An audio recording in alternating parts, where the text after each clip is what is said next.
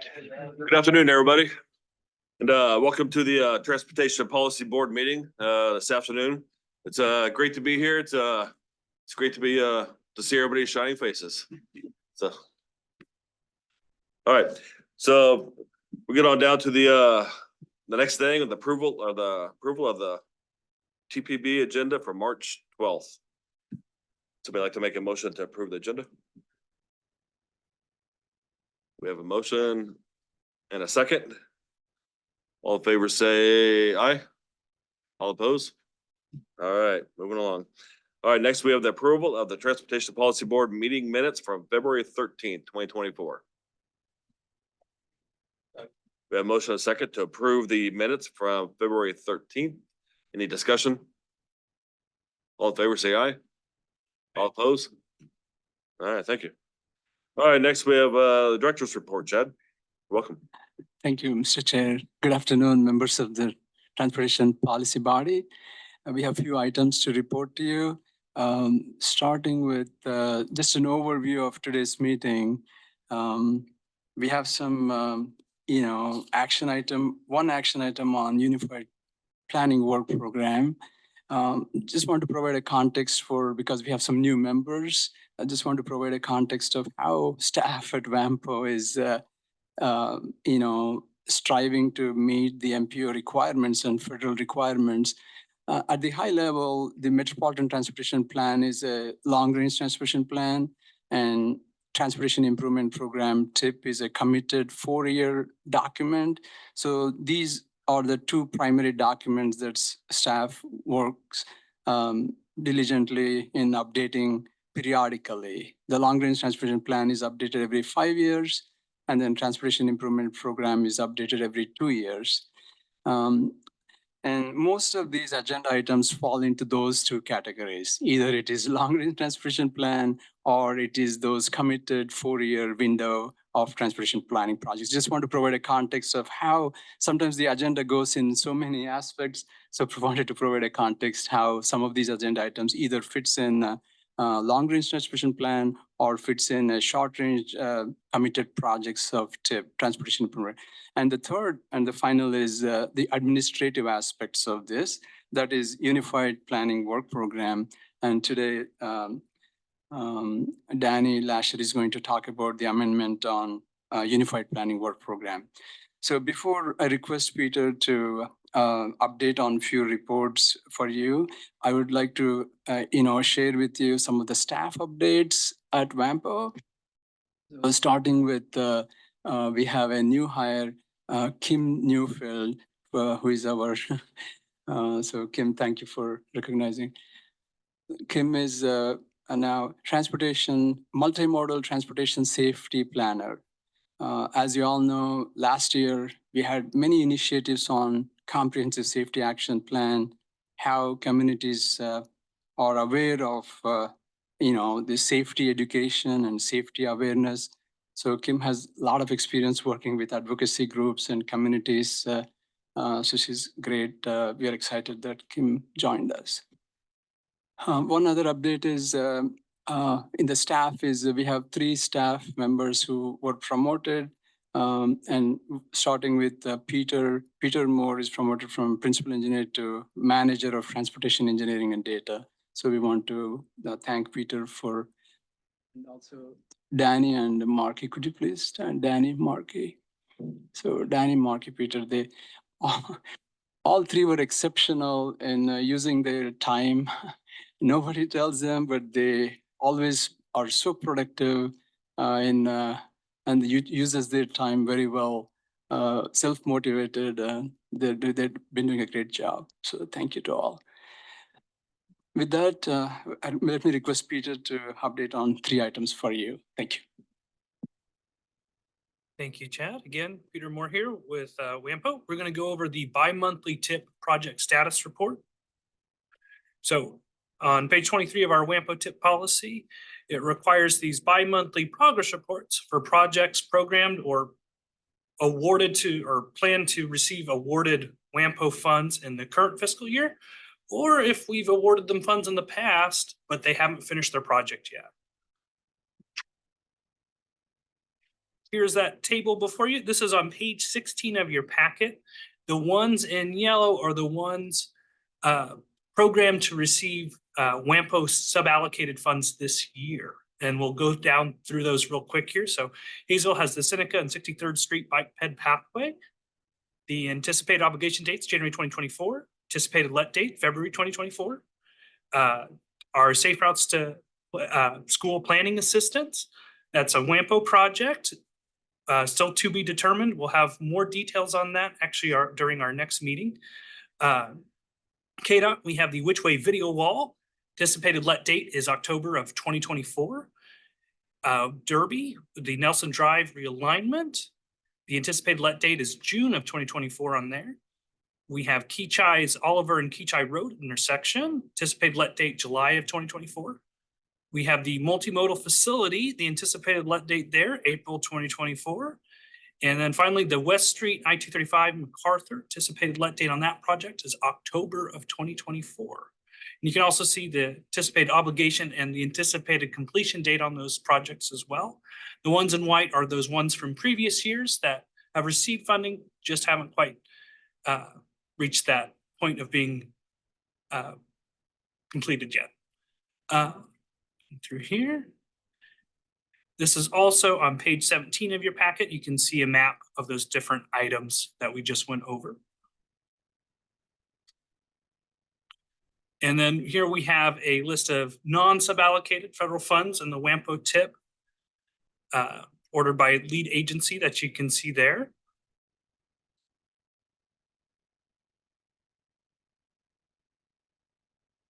And for these items, any questions for me?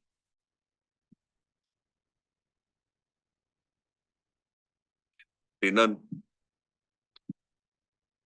In that case, we'll move on to the MTP 2050, Federal Fiscal 2025, Federal Fiscal 2028 TIP, our upcoming project selection committee meetings. So in a nutshell, we have 103 projects that will be considered for WAMPO suballocated funding. You have them broken out here by jurisdiction. There's 103 total there. And our next steps, or steps that we've completed, the projects have been reflected in our new travel demand model in our 2050 build scenario. We're currently working with the consulting firm PEC and are scoring and ranking projects based on WAMPO's adopted evaluation criteria. KDOT staff are also reviewing these near-term projects, that specifically the TIP projects for eligibility in the WAMPO suballocated funding. And our plan right now is to have our first project selection committee meeting in early April. Steps after that, after we develop our different funding award recommendations from the PSC, we'll have TAC recommendation and TPP approvals thereafter. But we're moving along quite well. Any questions for me on this? No, you're doing good. Okay. And then as an update item, we have the TIP Amendment 7 and our regular TIP amendment cycle. The public comment period is open, and you can see available both the TIP itself and the public participation page available on that page there. Okay. Thank you, Peter. And with that, Mr. Chair, thank you. All right, thank you, Peter, and also again, congratulations on all the on everybody that was promoted, and welcome Kim to WAMPO. All right, next we have item D, the consent agenda. Marky. Hi, Marky Jonas, and the consent agenda item is the updated TAC roster. So the TPB, the TAC bylaws lists the TPB as the, sorry.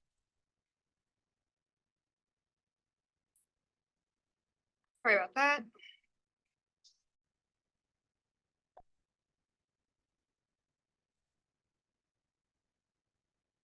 Okay, sorry about that. So the TAC bylaws state that the TPB is the authorizing body, and it lists the 22 positions and specifies how members are to be appointed. Typically, the represented agencies select the member, However, for positions that do not have an associated agency, they need to be appointed by the TPB specifically. And one of the currently vacant positions is the Regional Pathways Representative.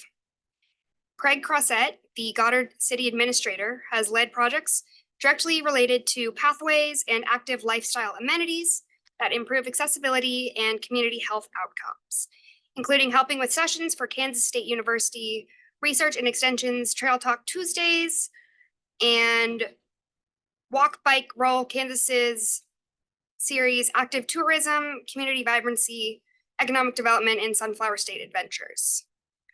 Having reviewed these qualifications, WAMPO staff recommend the appointment of Craig Crossett to the role of Regional Pathways Representative.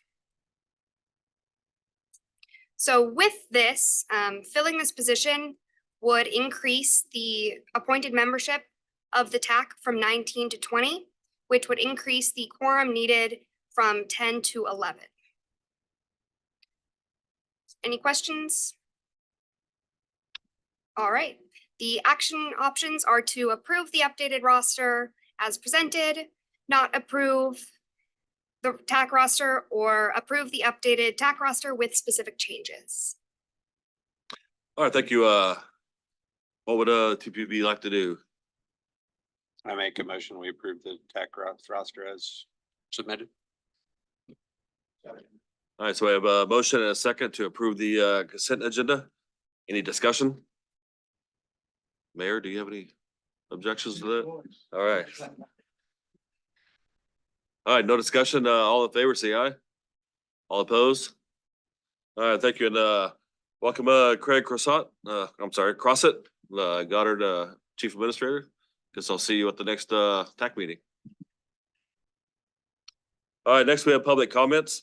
This is the open forum for the public to provide comments about specific items on this month's agenda, as well as any other issues related pertaining to WAMPO policies, programs, or documents. So if anybody would like to make any comments, please limit it to 3 minutes. Anybody? All right, seeing nobody coming forward, we'll move on. All right, next we have the action item. Hey, we have the 2024 Unified Planning Work Program Amendment 1. Danny? Thank you. So just for some background on the Unified Planning Work Program, or the UPWP, it's WAMPO's primary budgeting document for planning activities during the year. And the 2024 UPWP was approved on November 14th of 2023. However, updates to the 2024 UPWP are necessary to account for the removal of a few tasks that are no longer eligible or necessary, a few slight changes to some tasks, and the addition of tasks that are not currently in the 2024 UPWP. We held the public comment period from February 10th to March 3rd of this year. One public comment was received requesting that WAMPO consider dedicating future funding to an active transportation infrastructure investment program application that has a notice of funding opportunity expected in the winter. So now I'm going to go ahead and go through the proposed changes. So there are 3 proposed changes that would amend 3 subtasks. Those are subtask 1.2 for budget and financial monitoring systems and preparation of the 2025 UPWP. This is to include audit services for the years 2024, 2025, and 2026. It would also amend subtask 2.2 for other long-range planning to include the Safe Streets and Roads for All demonstration grant tasks, such as developing agreements and identifying eligible projects. And it would amend subtask 6.1 for the travel demand model to include staff tasks related to supporting the selected consultant in the travel demand model update tasks. Additionally, the proposed changes would remove 2 subtasks. Those would be subtask 2.6 for video creation services, as it was identified that additional videos are not needed. It would also remove subtask 6.3 for technology and innovation equipment purchase. After some collaboration with KDOT, it was determined that this is not eligible for CPG reimbursement. And then finally, the amendment would add 4 new subtasks, including subtask 2.3 for Safe Streets and Roads for All grant assistance. This would involve hiring a consultant to assist WAMPO staff with the development of an application for an SS4A implementation grant. It would add subtask 3.8 for Safe Routes to School plans development, which would also involve hiring a consultant for the development of the Safe Routes to School plans in the WAMPO region. And then it would add a new subtask 6.3 that would replace the removed one for Intelligent Transportation Systems, or ITS, that would involve hiring a consultant to update WAMPO's regional ITS architecture, and a new subtask 2.6 for K-15 Corridor Management Plan with KDOT, which would involve WAMPO's contribution to the K-15 Corridor Management Plan. In your packet on page 24, you will see this table here that just summarizes all of those changes that I just listed off. It also includes the budgeted amount in the original 2024 UPWP, as well as how the amendment would change some of those budgeted amounts. At the bottom of the table, it lists the total UPWP expenditures for the original and the amendment included. The 2024 the 2024 UPWP as it stands has total expenditures of $2,169,850, and with the amendment that would increase that amount to $2,494,850. And so again, if the amendment is approved, that would be the new total CPG and local match expenditures. And finally, that brings us to our action items. Your options are to approve the 2024 UPWP amendment as presented, to not approve the 2024 UPWP amendment, or to approve the 2024 UPW amendment with specific changes. Tax recommendation was to approve the 2024 UPWP amendment with a few specific changes that account for, one specific change that accounts for the small change of an anticipated completion date in subtask 6.3.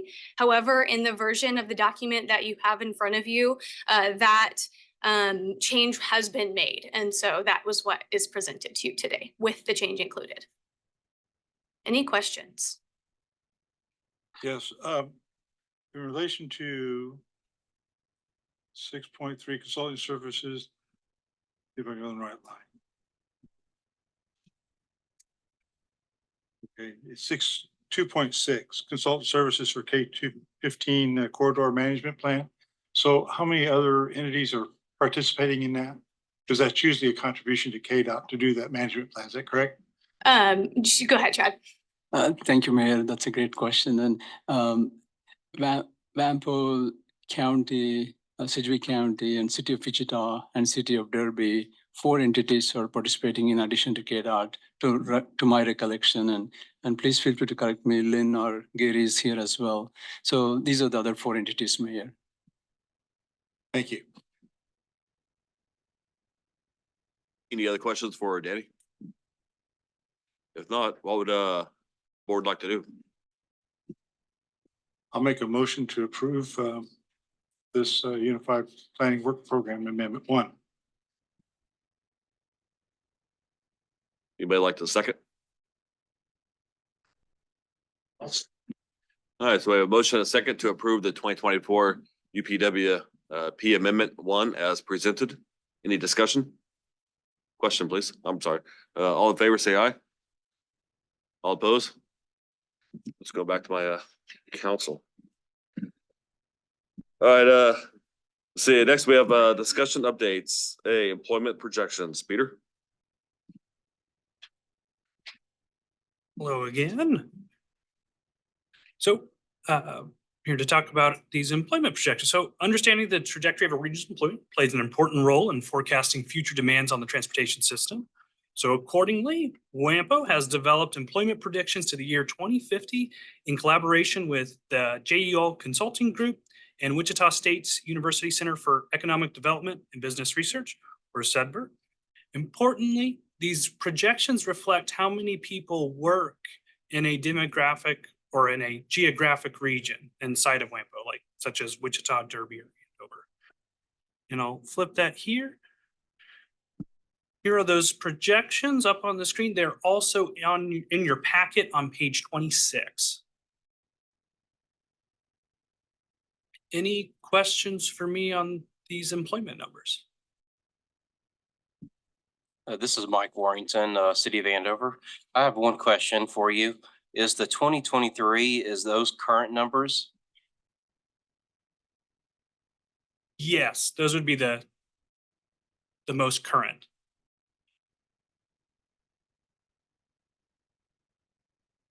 Any other questions for Peter?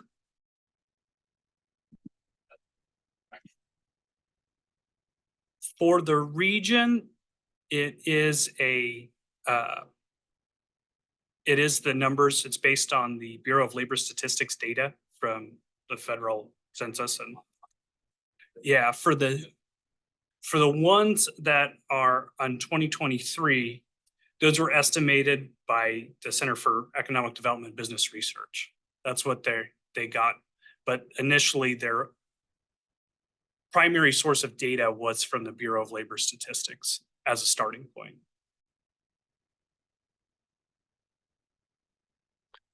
All right, any further questions? All right, thank you, Peter. All right, next we have item B, congestion management process. Lonnie and Mike.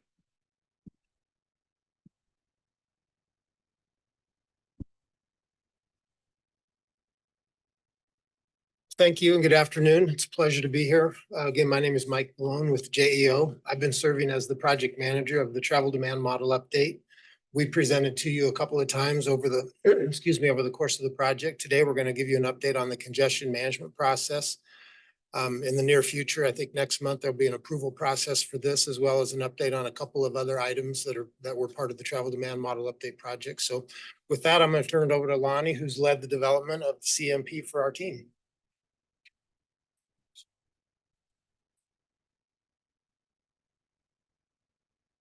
Okay, good afternoon, everybody. Lonnie Berkland with JEO Consulting Group. As Mike mentioned, we've been working on a congestion management process as part of that travel demand model update. I'm just going to give a pretty high level brief overview of that process, that deliverable that we've been working on in kind of its final draft form. It is linked in your agenda packet, but I'll walk through a few slides to kind of give you some of that background, and I will try to be brief because it's another gorgeous weather day out there in Wichita today.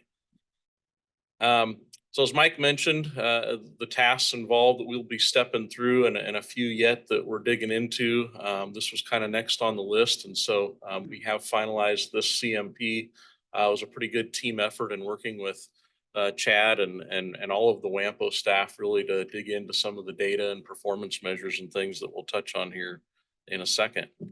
So what is congestion management process really in its simplest form? It's a way to kind of provide a guiding framework to identify, analyze, and really evaluate congestion in the WAMPO region. And so it's really just creating another tool in the toolbox, if you will, on how to evaluate projects and end up implementing those and evaluating them further, really under the key of trying to manage congestion in the region. So that's really the focus. You know, it's intended to be a systematic and regionally accepted approach. As you see there, the intent is to use accurate and up-to-date data. So as real world field traffic data counts come in, as things are modeled, there's some tools that we'll highlight, but again, it's really to sort of evaluate how good the region is doing at managing congestion, and really to move those strategies forward as part of your tip and as you keep going with projects in the region.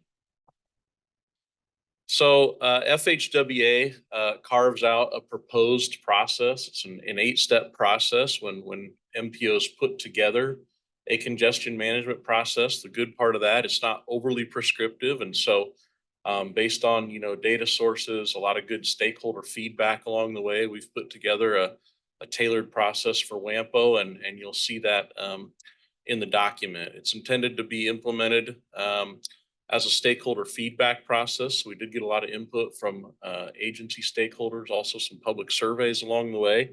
And then the intent is, again, to measure progress as you go along. So of course, it's coordinated with regional objectives that you've put together in the MTP 2050. So improving safety, improving efficiency, managing that reliability out there on the transportation network, and increasing the mobility as well.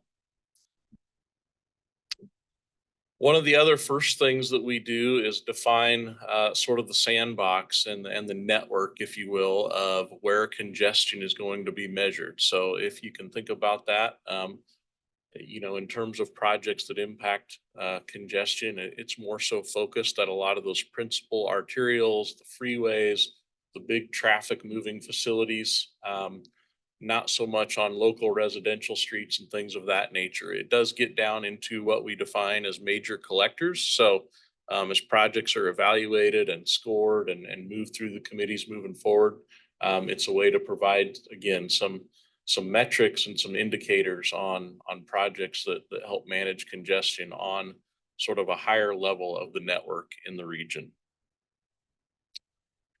I mentioned a little bit on performance measures, and I won't go into a lot of the sort of detailed statistics and things that are included in these, but basically, as you see in the document, as part of the outcomes, there's some of these key performance measures that will be tracked. A couple of these are federally required. So when we talk about travel time reliability, those are statistics on both interstate and non-interstate travel reliability. The annual hours of excessive peak hour delays, percentage of non-single occupancy vehicle travel. So those would be things that are, you know, census tracked information, as Peter mentioned, some of those data sources. So there's things that we can track through the national ACS surveys as well to get that data.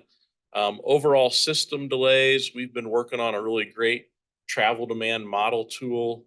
There's some things out there that are, you know, computer model tools, some data sources, national sources, even for the roadways here in the WAMPO region. And so those are the things that WAMPO staff can track to see, you know, as time goes on from now and into the future, how well maybe projects are doing at relieving congestion. And I think we talked last time, WAMPO's done a really good job. You have, you know, probably more limited congestion here. Certainly there's times during peak rush hour or times of incidents and things like that. But folks locally have done a really good job, I think, at managing and congestion. So the goal would be to, you know, keep that rhythm and that way of life here locally to implement programs and projects that sort of continue to battle that congestion as the community grows moving forward.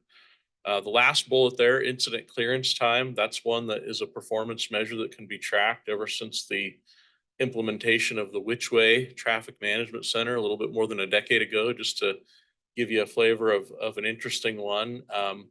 You know, clearance time for bad incidents on the freeway system used to be upwards of 177 minutes or almost 3 hours to clear an incident on the freeway. Since that time, you know, now in the present, that's come down to about 55 minutes or less than an hour. So that's a great indication of, you know, technology and a facility and a lot of teamwork that's helping improve congestion on your roadways. So kind of a neat one to point out. In terms of data collection and just system performance, I mentioned reaching out to, you know, agency stakeholders. Public survey questions specific to congestion were put into some of the MTP 2050 surveys as well. It was nice to see that there was consistency in a lot of the feedback we got from agency stakeholders and the public at large. We asked folks to kind of put a pin map or dot on surveys where they experienced some of the most congestion, and probably is a little bit small on your screen, but you can see a heat map there that kind of highlights some of the you know, typical locations, primary spots for congestion in the WAMPO region. Folks, when asked, you know, from a survey standpoint, just another sample question that's here, a lot of folks did seem to say that, hey, most of the congestion that I experience as a motorist is really caused by, non-recurring things, incidents, weather, some of those crashes, things like that, construction. So, that's a good thing. You don't have a lot of repetitive and ongoing congestion in the region.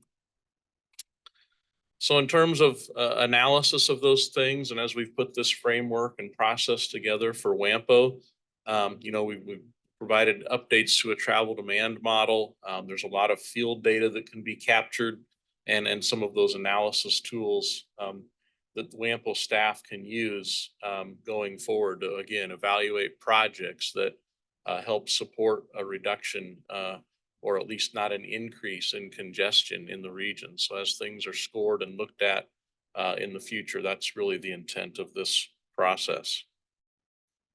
And kind of lastly, I guess where the rubber sort of hits the road in terms of assessment, overall programming and implementation of projects, the goal is to really identify those strategies that work, programs and projects that can be incorporated from the CMP right into your TIP, things that can be funded and implemented, sort of start to create a briefcase of those tools that are working and things that make good sense, again, focused at congestion. So then there'll be a process to sort of evaluate the effectiveness of, hey, how well did we do implementing some of those strategies as we move forward, and really help provide you some benchmarks for future planning. And as Mike referred to, that final draft document's out and it's linked in your package. And then we'll have some follow-up and be back to do more formal approval in April and May of that information. So with that, I'd take any questions. I don't see any questions. I know I mentioned it at the TAC meeting when you presented that how fortunate I think we are that to live here in a less congested place compared to other cities I lived in when I was in the military, like San Diego, Norfolk, Japan. They're just like parking lots on the highway. So we can get anywhere we want to around here fairly quickly. So appreciate that. Mr. Chair, I have a question. Allison Smith with KDOT. Lonnie, do you know who at KDOT you sent the surveys with and meeting notices for the development of this? Just curious. Yeah, David Chronister is one that's been involved in our process here in those prior meetings. Okay, thank you. Yep. Mr. Chair, thank you. I have a quick comment, Mr. Chair. I just want to thank Mike Malone and Lonnie Berglund for doing a great job. There's so much data that goes in there and analysis that they went into what's called as NPM RDS data, National Performance Research Data Sets. And I just want to thank them for, working with staff and doing a good job in one of the good products they brought when compared to other MPOs on this document. Thank you. All right, thank you. Thank you. And thank you, Mike and Lolly. All right, next we have a regional transit and implementation plan. Bill? Good afternoon. Can everybody hear me? Yes, we can hear you. Okay. Are there slides there? Cool. Okay, if we could go to the next slide, please. So the things that I wanted to talk with you a little bit about this afternoon was primarily first give you a status update as we continue to work down the path of developing the regional transit feasibility study for the area. That I want to talk a little bit about those broad ideas that we've different categories of potential services that we've been starting to evaluate, and some of the applicability elements, some of the cost areas that we are presently working on today, and then I'll just be able to take any questions that people have as to the status of the work. If we could go to the next slide, please. Well, if we skip on to the next one. Okay, so I think as we were putting everything together and in previous presentations, we kind of broke the whole study down into essentially 4 questions. And each of these questions essentially represents a phase or an element within the overall study. We've already reported a little previously on what public transportation services that are available, within the entire WAMPO area. And then the next is the idea of, do those services fill the need? And we had conversations with members of a stakeholders group that we have that includes representatives from various communities within the WAMPO area and also Sedgwick County. And the idea is, yes, there are gaps that exist today within the system, primarily those of gaining additional access from those exurban to kind of rural areas into Wichita.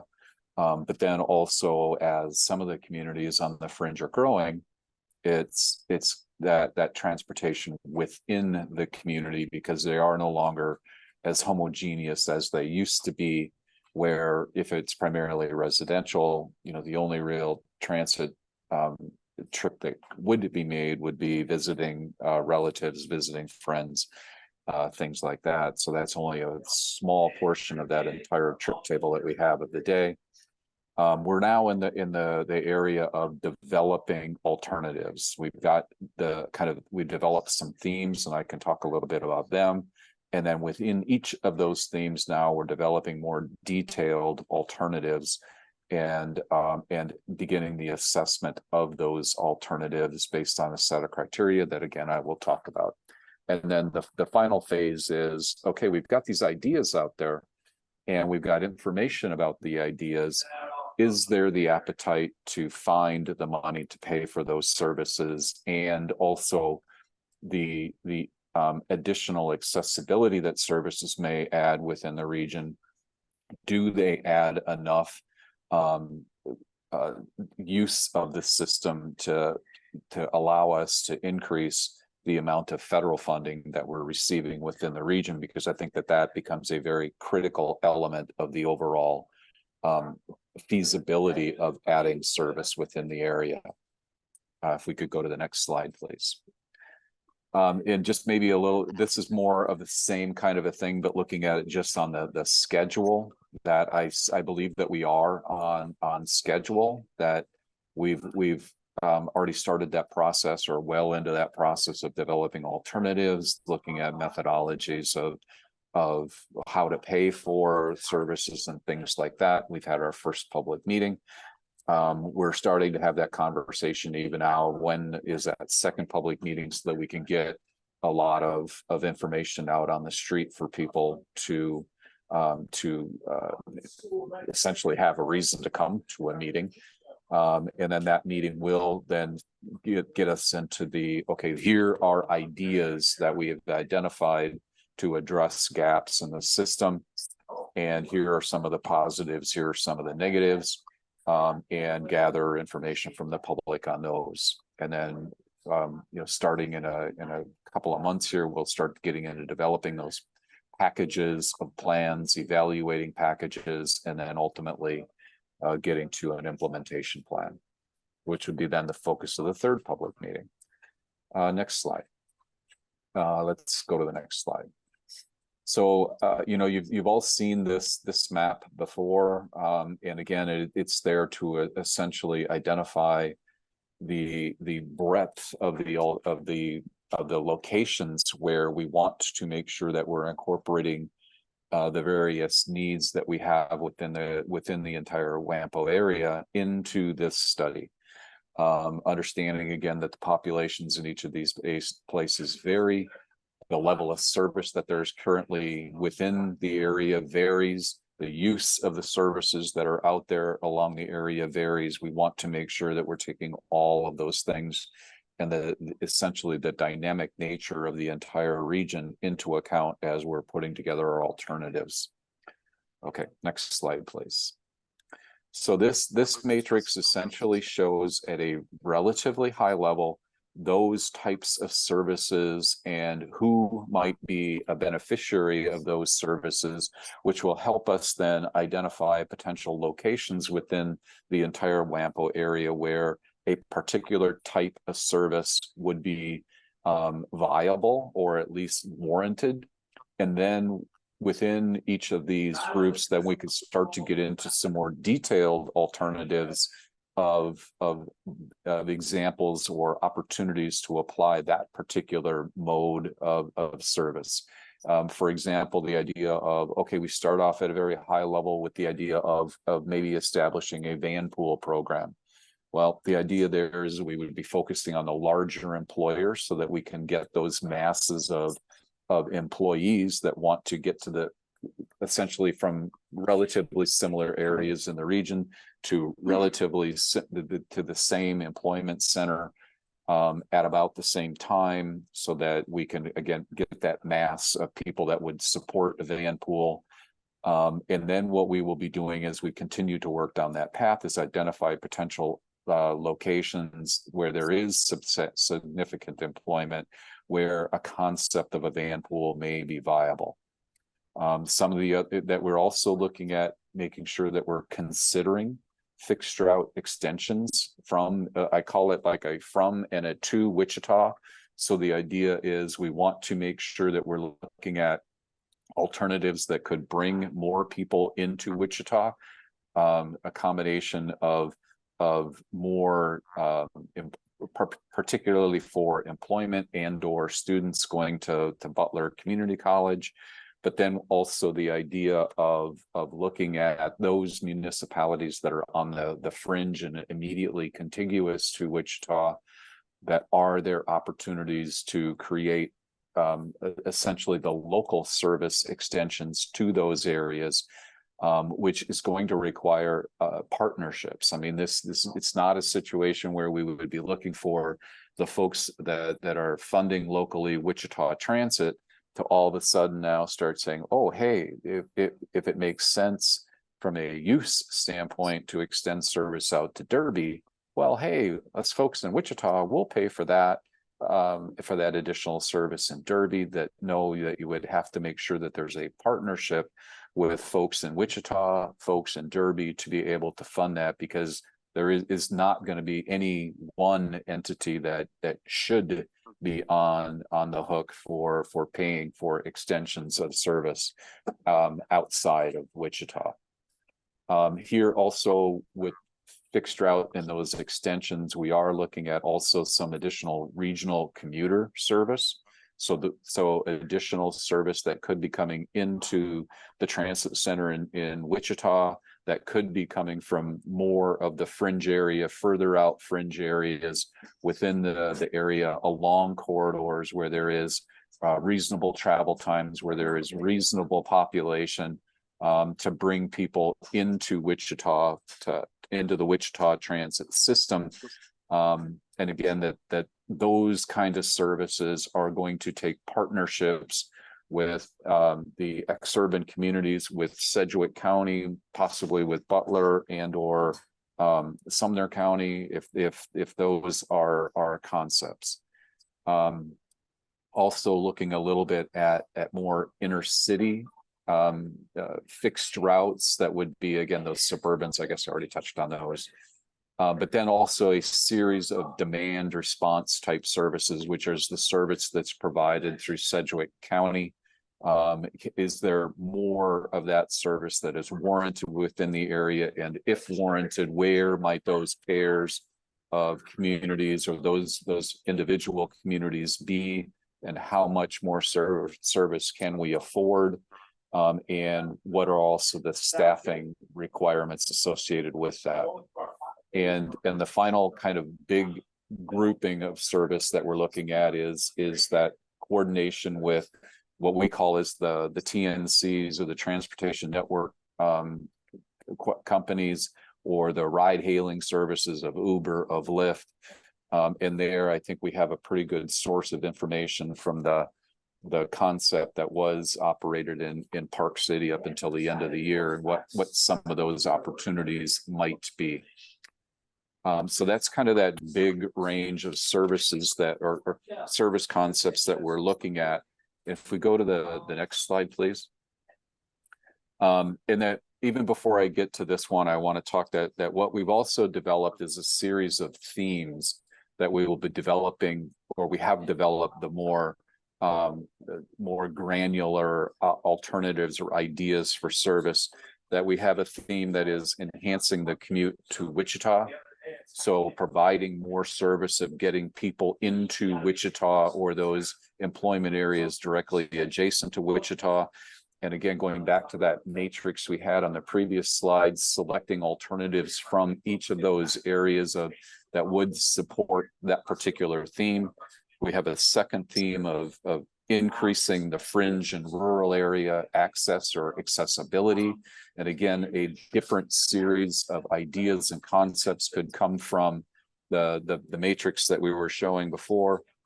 And then the final one is supporting the fringe area employment. I think particularly as you look at the material that Peter has developed, where there are projections of employment within the region, how might the projections of employment and changes in this area versus that area versus the other influence the ability for transit service to be viable. And as we have all of those service concepts together, we also are integrating into that the agencies that could be providing the service, a community that could be supporting the service, the county that could be supporting the service, and evaluating a combination of service alternatives and essentially those governance or those entities that could be responsible for providing that service, evaluating them in a first screening. We already know that some of those service options are probably not going to be very viable, but we at least want to have a discussion of them and that they will be set aside early in the process. But then also we're going to find that there are some communities that are saying, yeah, this transit service or additional service relative to what we're getting from Sedgwick County is really not for us, and that they will kind of essentially be removed from the immediate evaluation of service and being participants in that service, but that decision will be theirs. And then those that make it through that first screen, I like to call them my maybes. These are ideas. And our goal here is to continue to screen and evaluate those ideas to make sure that we're coming out of it at the end of the day with the good ideas. And the criteria that we'll continue to use are shown here, from ridership to the cost per revenue hour, and each of those other areas of evaluation that we're showing, with our goal at the end is to come up with this combination of service ideas, funding ideas, and who is going to be the operator of that particular service, whether or not it may be a series of additional communities that provide more service. It could be more service coming in and out based on from Sedgwick County. It could be an entirely new entity providing that service. Okay, next slide, please. And the other thing that we just want to make sure that we're considering is understanding, if we go back to that map that we showed all of the different communities, we want to make sure that we're being efficient in whatever kind of an overall concept comes out. And this slide basically demonstrates that there's this consistent set of things that every operator of transit does over the course of a year, whether or not they're doing it every day, whether or not they're responsible for it every week or every month or annually. We want to make sure that if there are multiple entities within the area, that we're trying to coordinate as many of those things that they do over the course of providing service, so we can come up with the most effective service that there is, or from a governance standpoint, within the region. Next slide. Okay, I'm ready for any questions that people may have.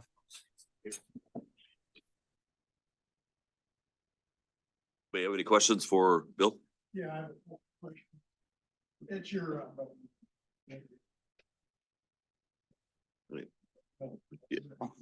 You have to hold down on it. I'm a rookie. My question is one, you had 3 public engagements. What type of turnout did you have at the other 2? Because I was at the Pathways engagement, and in terms of community involvement, it was very poorly attended. the announcement and the information that was given to us really not very soon before the actual meeting, we really didn't have an opportunity to engage in our community to maybe get some of these people to the meeting that might have actually be stakeholders in some of the things you're talking about. So, I mean, how many people showed up at your virtual meeting, and then how many people did you have at your Bel Air Recreation Complex meeting? Okay, so I think the, if I recall correctly, the attendance at each of the meetings was relatively consistent. But I think that in. No. How many people were there? I want relatively consistent. If that's true, then you had 11 people in Goddard, 11 people virtually, and 11 people at Bel Air. Yeah, we had, I think if I remember the number correctly, we had 10 or 11 on the virtual meeting, and we had about 10 people at the Bel Air meeting. So we had about the same number, and yet it wasn't a spectacular number. And for I really believe that you need to go back and circle back to that public engagement piece and give our communities an opportunity to get some people there. I mean, we have several large employers in our area that might be interested in like van pooling or some of these ideas.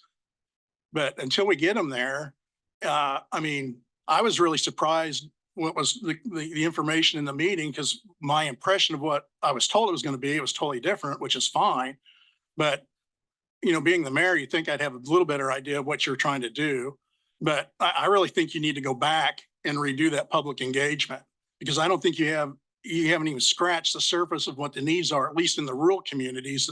But I really think that first effort just doesn't cut the mustard.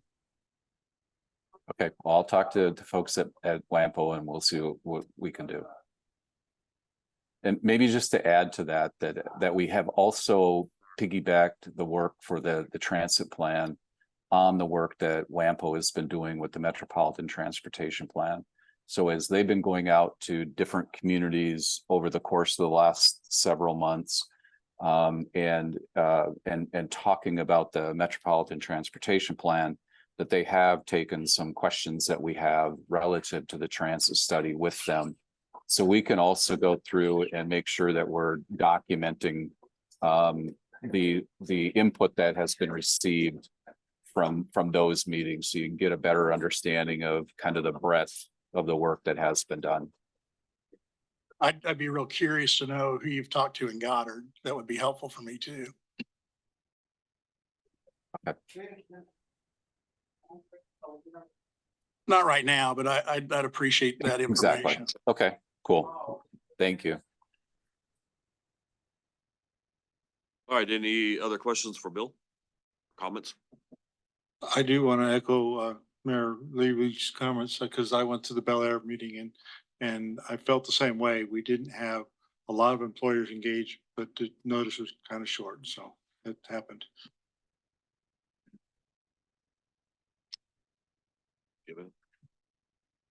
All right, thank you, Bill. Thank you for the presentation. Thanks a lot. All right, next we have Safe System Approach, Safer Roads. We have Haley from KDOT. Hi, can everybody hear me okay? Yes, we can hear you. Great. Okay. Well, this is the last iteration of our Safe System Approach presentations. If you recall, we went through all of the elements, and I'll go ahead and get started. If you want to go to the next slide, please. So safer roads, I won't bore you again with, the safe system approach and elements that we've talked about for the last year or so. But with the safer roads, the US DOT objective is to mitigate those human mistakes and facilitate safe travel by most of the vulnerable road users. So one thing I wanted to point to is that a given roadway or a corridor is neither safe or unsafe, and simply just designing to the standards doesn't really ensure that the roadway will perform safely. So this is the idea between nominal and substantive safety. Road design and operations should be thought of as a continuum where the safe system aligned design or the countermeasures will improve the safety performance incrementally or over time. Next slide, please. Safe roads include all of the aspects of the road system and not just design. So each role that we're seeing here, the design, the construction, the maintenance and operation, each of these have a role in accommodating the human injury tolerances and the human mistakes that we can then reduce the severity of crashes that do and will occur. Next slide, please. I showed this to you guys all in the last presentation when we did safer speeds, but I wanted to touch on it real quick. And then I did provide a QR code this time, so hopefully easier access to it. But in this safe system roadway design hierarchy, it shows that the physical changes to the system are more effective than the changes that rely on the road users to make safe decisions.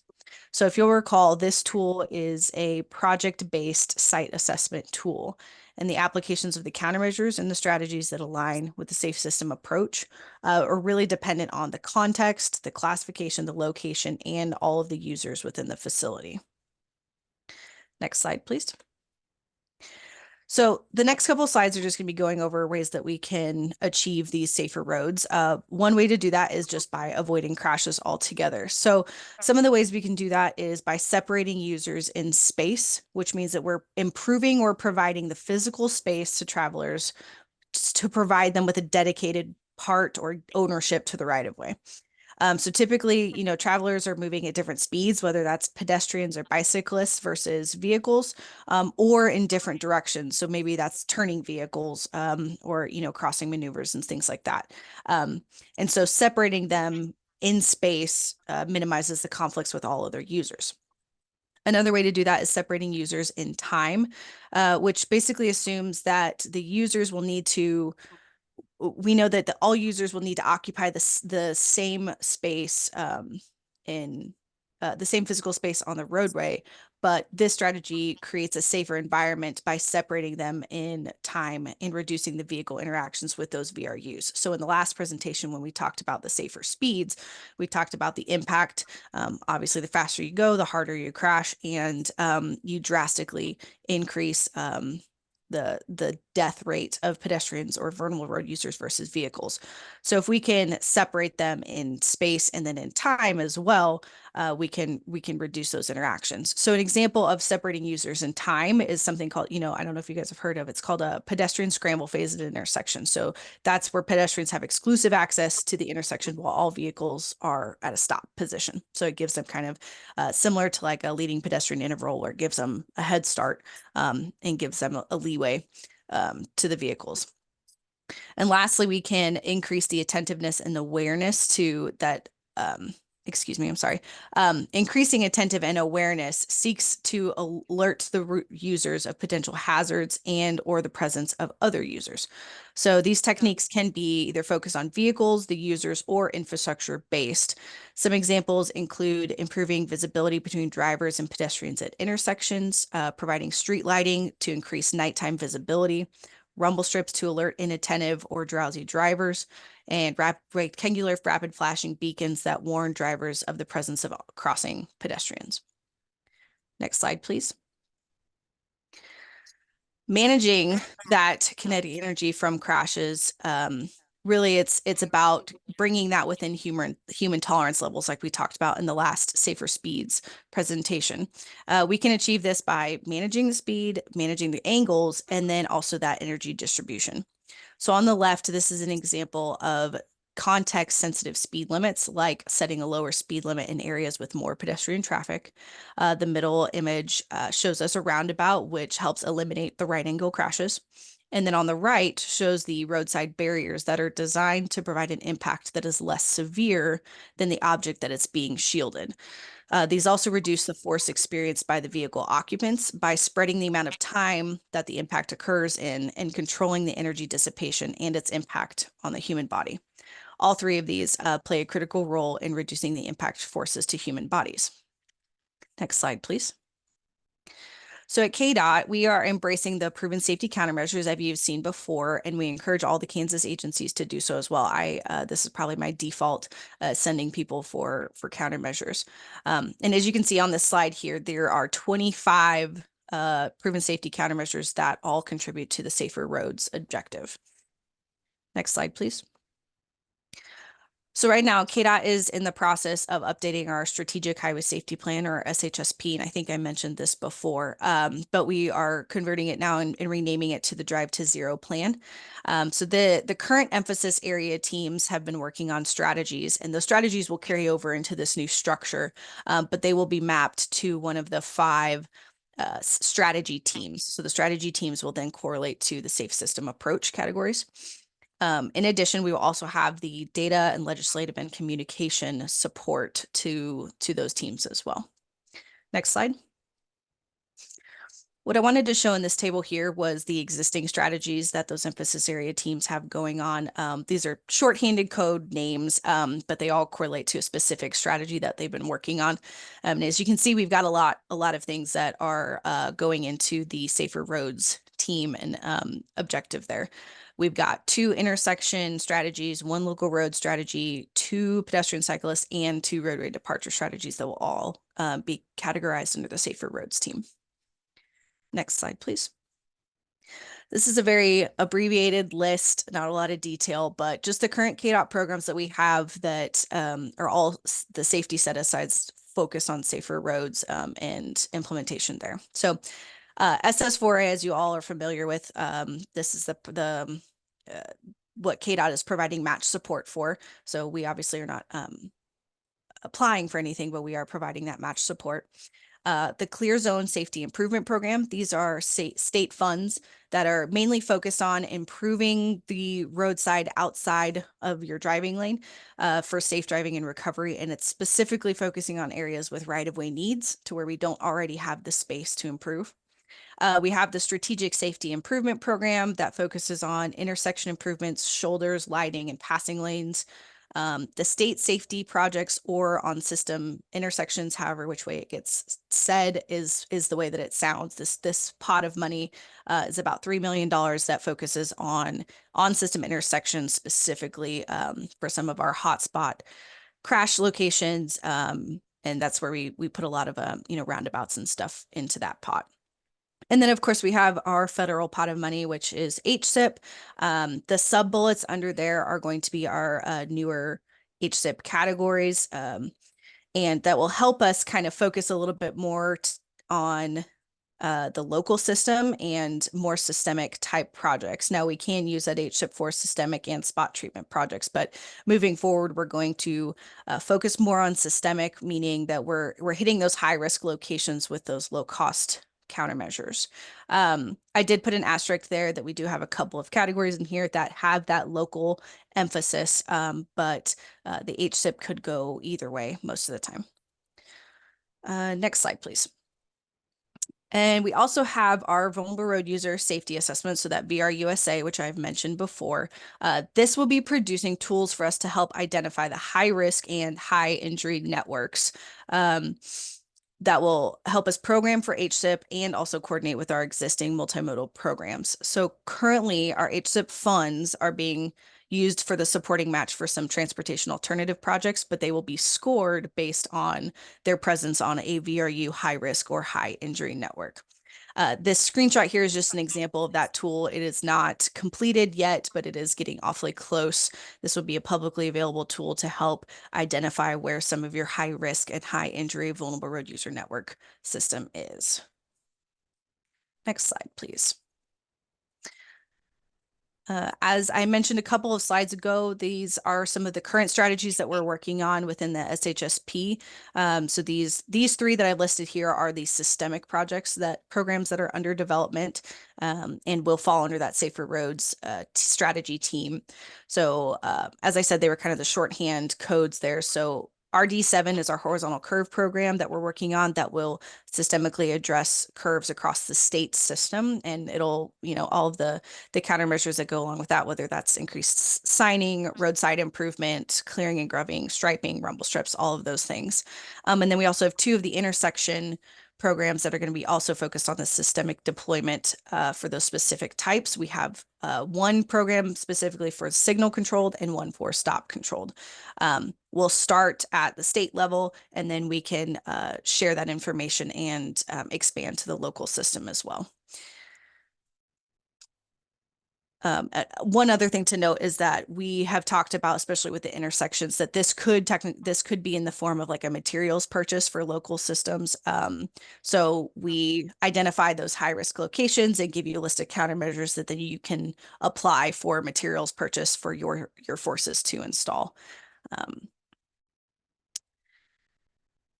I think that's all I have on there. So I had a real short one today, but if you want to go to the last slide, this is just my wrap up and my plug for all things that we've talked about here. So as always, I'm available for questions, and my contact information is provided in the slides that we'll hand to you, and also on the last slide. But in the meantime, of course, please consider joining one of our safe system strategy teams under the Drive to Zero plan update. So we've got the safer roads and all other elements that will be represented. And as always, if you are not, you can become a friend of the DTZ Coalition, where you can listen into those DTZ Coalition meetings. I don't have it on this slide, but I did want to mention that upcoming next month, April 16th through the 17th, is our Transportation Safety Conference in Topeka.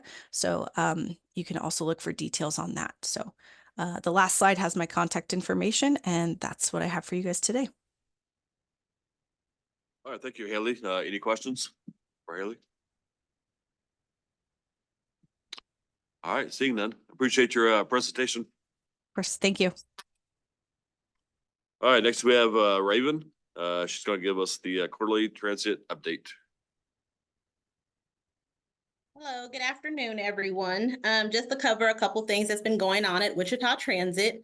For our multimodal center, which is actually being called the Hub, the RFP for construction should be hitting the streets here in the next couple of weeks. So we're excited about that. The onboard survey, online survey, and stakeholder workshop for the Wichita Transit Network redesign plan has completed. We did some engagement opportunities during end of January into February. So the consultants are in process of working on concepts that will hit the streets possibly around mid-April, as they are going through and analyzing that data from those responses. I know during the stakeholder workshop, there was an opportunity for attendees to complete a planning activity in which they were giving what we call wiki sticks along with the map, and they had to create an actual transit network. So that was kind of a fun activity there. And so once again, they're analyzing those results there to assist with creating some concepts. The first deliverable from the consultants should be coming any day now, like I said, once they're done with analyzing that, and that is going to be the state of the system.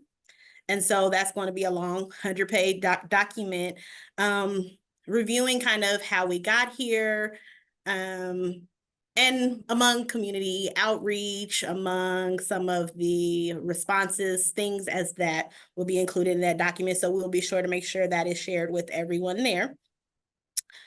Their ridership continues to grow. So in 2023, we roughly had about 1.2 million trips, which is almost at our pre-COVID number for 2019. So we're very excited for that. We want to contribute that towards some partnerships that we have, like with the VA, the International Rescue Committee, USD 259, Wichita State, among others, that is contributing to increasing that ridership for us. That's kind of what we have going on right now here at Wichita Transit. Does anyone have any questions for me? Well, thank you, Raven. I don't see any questions. All right, next we have item 6, committee and partnership updates.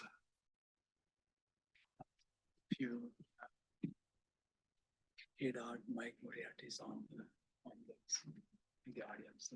So we have a KDOT, Mike, are you online? Mike or Allison, any comments from KDOT, Allison? Not that I'm aware of, but thank you. Thank you, Allison. And we have Nick Squires from our District 5. Thanks, Chad. Mr. Chairman, I've wanted to first introduce JB Wilson back here. He is our new public affairs person for the Wichita metro area with KDOT.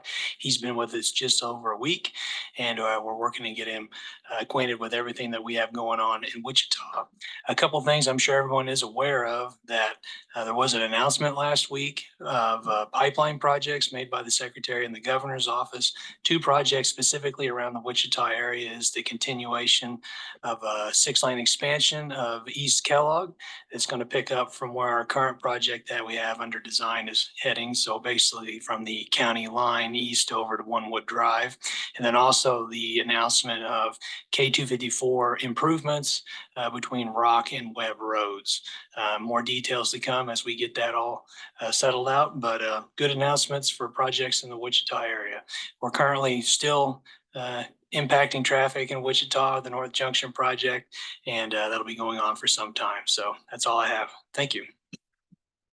Thank you, Mr. Chair. And our next is Federal Highway Administration, Rick Backlund. I wonder Rick seemed not to be there on the audience. So that's all, Mr. Chair. Okay, all right, thank you. Next we have other business. Is there any other business? None? All right, number 8, adjournment. I move we adjourn.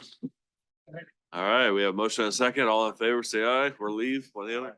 All right. It was great. Great seeing everybody again, and see you next time.